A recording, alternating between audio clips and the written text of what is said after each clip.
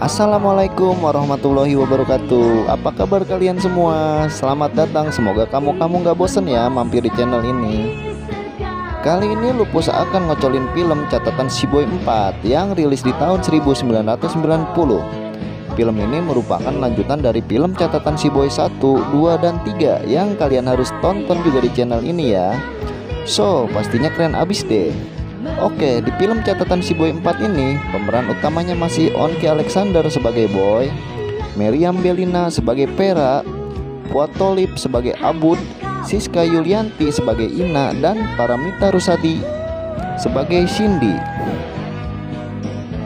Bagaimana keseruan di film ini? Yuk ikutin terus Lupus ngocolin filmnya. Tapi jangan lupa ya untuk subscribe dulu kawan. Cekidot.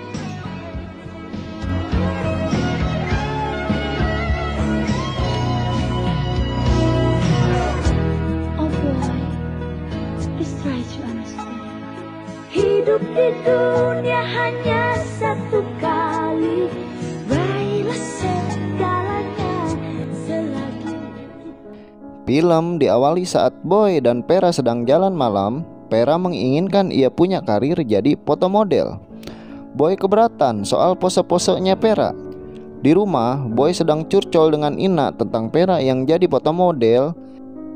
Ina bilang Pera sebenarnya dipengaruhi oleh Meo supaya jadi foto model.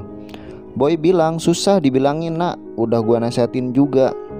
Tiba-tiba Abud datang bawa kembang pesanan Ina. Dan Abud salah bawa, Ina pesan buat ultah dibawain kembang untuk orang meninggal. Boy tanya, lu sekarang udah nggak di London lagi Bud? Enggak, sekarang aneh buka usaha di Jakarta. Terus Panda datang bawain barang dari Emon. Ina kemudian ajak Panda dan Abud untuk buka butik di Bali. Di lain tempat, Pera sedang di make up sama Meo asistennya. Dan Meo bilang Pera bakal jadi top model high class. Terus Pera pun lanjut dengan pemotretan. Foto-foto Pera pun tercetak di majalah populer. Di rumah, bokapnya Boy kasih majalah populer ke Boy. Ia bilang tidak suka calon mantunya berpose seperti itu. Dan tiba-tiba Pera datang bawa mobil. Ia melihat Boy pegang majalah populer dan nyokap Boy yang beda pandangannya ke Pera. Di pantai, Boy kesel lihat majalah. Pera bilang ia ingin berkarir. Apa karir harus berbugil ria? Sahut Boy. Boy, kamu bukan anak kecil lagi. Kenapa kamu harus dengerin ortu? Kan saya nggak berbuat kriminal Boy. Boy jawab, kalau saya nggak dengar omongan ortu, terus harus dengar omongan siapa lagi Per? Omongan setan. Di rumah, maminya Pera bilang awewe kalau pengen maju ya harus begitu. Mami mah seneng kamu bisa mandiri, berkarir, dan dikenal orang. Berarti mami ikut ngetop. Tapi Boy dan nyokapnya gak setuju mam dengan foto-foto saya. Wah lamun gitu nyokapnya belum modern atuh. Mami mah yang penting kamu bisa jaga diri aja Per.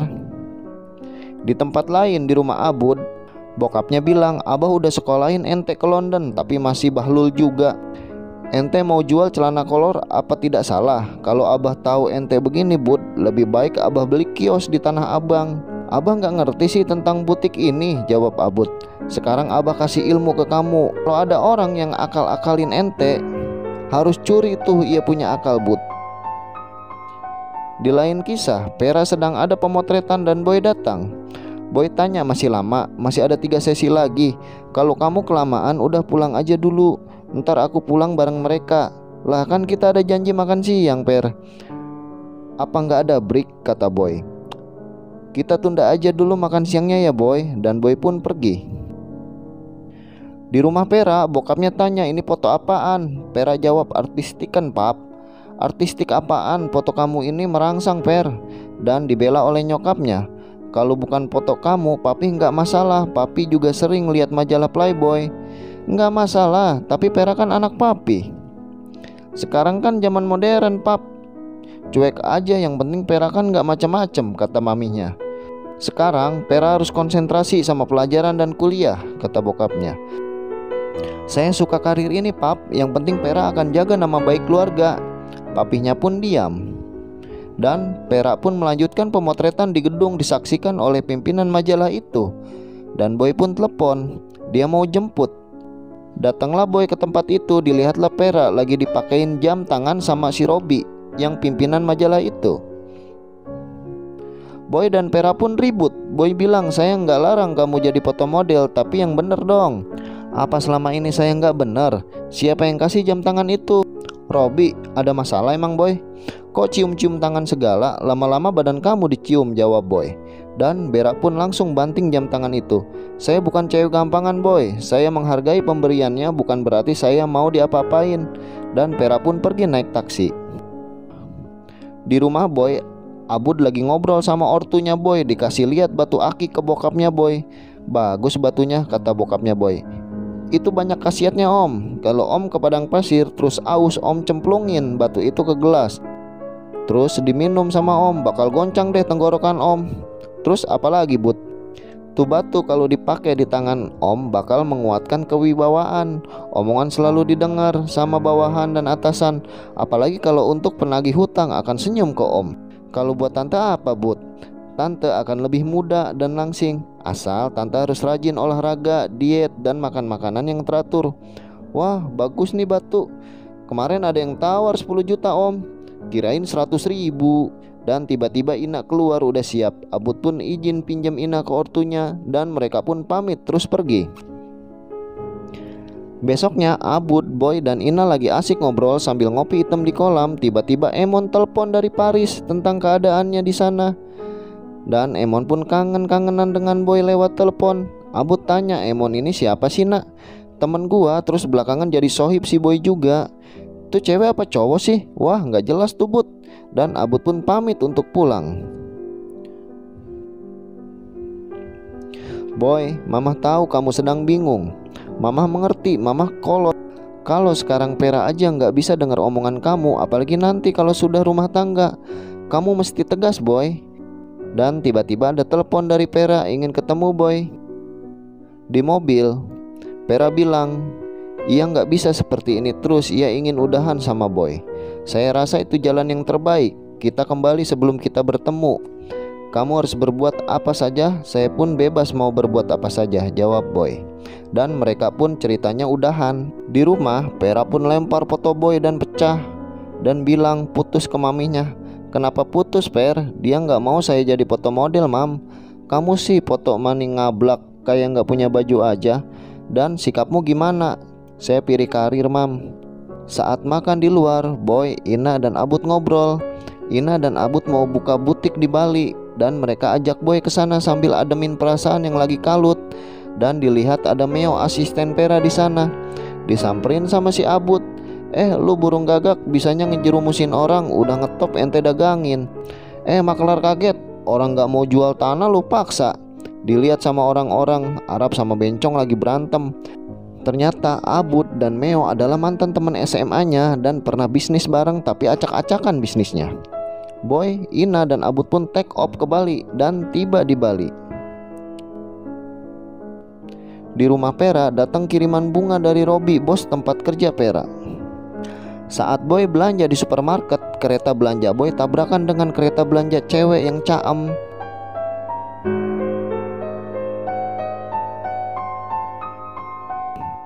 Di butik, Ina dan Abud sibuk beres-beres. Kemudian ada bule belanja nanya celana yang lebih gede ke Abud. Dibawain sama Abud celana jean, tetapi celananya kegedean.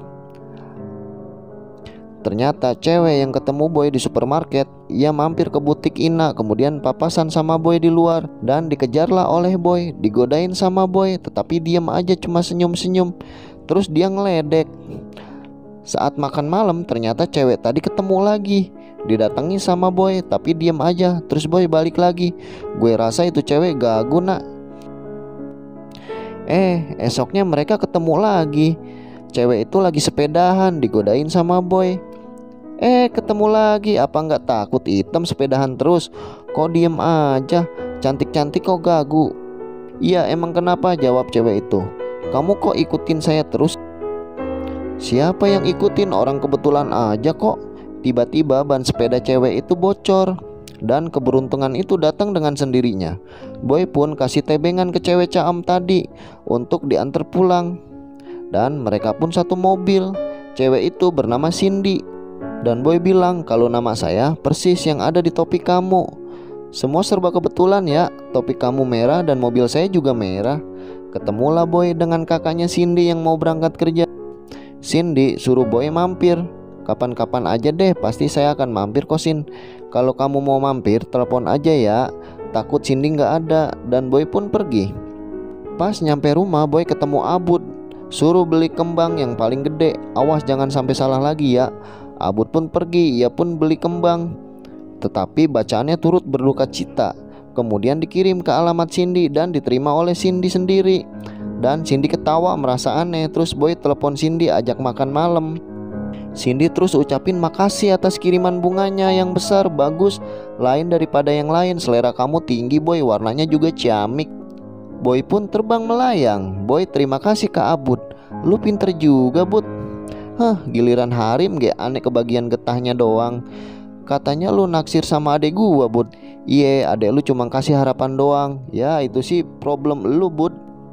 Boy pun tiba di rumah Cindy. Kaget dan malunya Boy, Cindy di sebelah bunga kiriman dari Boy. Dan Cindy ucapin makasih. Bagus bunganya, cuma sayangnya saya belum mau wafat Boy. Sialan nih si Bahlul, dalam hati Boy. Kamu gak marah kan? Itu akibat si Bahlul Sin. Boy dan Cindy mulai ada gemercik cinta yang mengalir. Dan Cindy cuma liburan 2 minggu lagi kembali ke New York. Soalnya ortu dan kuliah Cindy di sana. Saat Boy dari toilet, Boy lupa tutup kandang burungnya, diketawain sama Cindy. Di mobil Cindy terus ketawa. Pas tahu, Boy pun ketawa. Kamu tahu apa yang ada di dalam toko saya? Cindy jawab, ada si Boy kepala botak kedinginan di balik lampu. Dan akhirnya Boy mau sosot Cindy. Tapi Cindy menolak, kemudian Cindy turun. Di lain tempat, Vera baru pulang habis pemotretan disambut oleh mami dan papinya. Kemudian Vera bilang mau ada pemotretan lagi ke Bali. Dan maminya diajak sama Vera ke sana. Kembali lagi ke si Boy yang lagi ngigo cipokan sama Cindy. Ternyata Abud yang dicipok. Boy pun telepon Cindy dan ajak Cindy jalan-jalan. Boy, Cindy, Abud, dan Ina menikmati suasana Bali hari itu. Di tempat lain, Meo dan bosnya Benny lagi konspirasi untuk pengaturan Benny dan Vera kencan di Bali. Dan Meo dikasih cek uang. Vera, Mami, dan Meo pun tiba di Bali. Di penginapan, Vera merasa pusing kepalanya. Cindy dan kakaknya lagi ngobrol santai, nasihati Cindy yang jangan terlalu lihat penampilan cowok. Abud dan Boy sedang pijat ngomongin Cindy yang kuliah di New York ternyata bukan cewek gampangan. Dicium aja susah Bud. Boy pun salut akan kesederhanaan Cindy. Tiba-tiba ada keyep masuk ke kantong kemenyannya Abud. Dan kemenyannya Abud pun kena jepit sama keyep. Tunggang langgang lah si Abud. Hari itu Vera ada pemotretan. Tiba-tiba Boy dan Cindy kepapasan dengan Vera. Kemudian Boy turun dan kenalin Cindy ke Vera. Karena kalah caem, Vera pun asem dan cuek. Dan datang Benny. Kemudian Meo kenalin Benny ke Vera, bos iklan untuk Vera. Vera pun dianterin pulang sama Benny. Tetapi bukan ke tempat penginapan Vera, malah ke tempat penginapan yang lain. Vera pun berontak, apa-apaan ini? Ayo kita ngopi bentar, apa langsung kita ke kamar? Apa Meo gak kasih tahu kamu? Vera pun marah sambil keluar mobil. Saat di kolam, Meo dipukul oleh Vera. Lu ngedagangin gua ya dasar banci, kata Vera. Ada apa Per, kata maminya. Meo mah, masa saya disodorin ke om-om? Pangke lu Meo. Di malam hari, Vera sedih dengan keadaannya. Ia menyesal, tadi saya ketemu Boy dengan cewek lain, Mam. Saya nggak nyangka Boy secepat itu dapat cewek. Saat Boy sedang mandi, Ina panggil Boy. Ada yang mau ketemu cewek tuh. Ternyata itu Vera.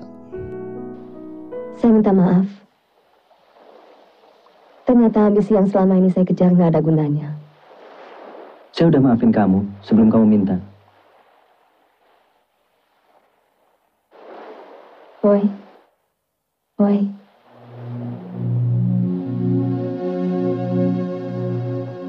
Saya masih sayang kamu. Abud dan Meo ketemu lagi.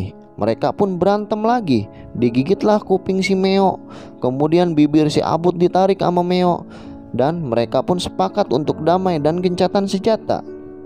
Malam hari Boy ke pesta dansa sambil ngopi hitam dan ngerokok. Di tepi pantai Cindy bingung. Boy minta kepastian, Cindy sebenarnya udah suka sama Boy, tapi Cindy bingung. Besok ia akan pulang ke Jakarta. Kamu harus berani bilang iya kalau kamu suka ia. Kamu harus ketemu Boy, jangan sampai ia kecewa, kata kakaknya Cindy. Saat Vera melakukan pemotretan, ia merasa bosan dan sudah tidak konsentrasi lagi. Ia pun memutuskan untuk pergi dan batalin kontraknya. Di penginapan, Boy dan Abut sedang siap-siap. Di bandara, Cindy bilang ia akan telepon dan Boy akan tunggu jawaban Cindy sampai kapanpun. Dilihatlah sama si Vera kemesraan Cindy dan Boy. Vera pun hanya diam dalam perasaan. Dan film ini pun selesai. Bila kamu suka dengan alur cerita film ini, pencet tombol subscribe di bawah ya. Sampai jumpa di alur cerita film catatan si Boy 5. Terima kasih. Assalamualaikum warahmatullahi wabarakatuh.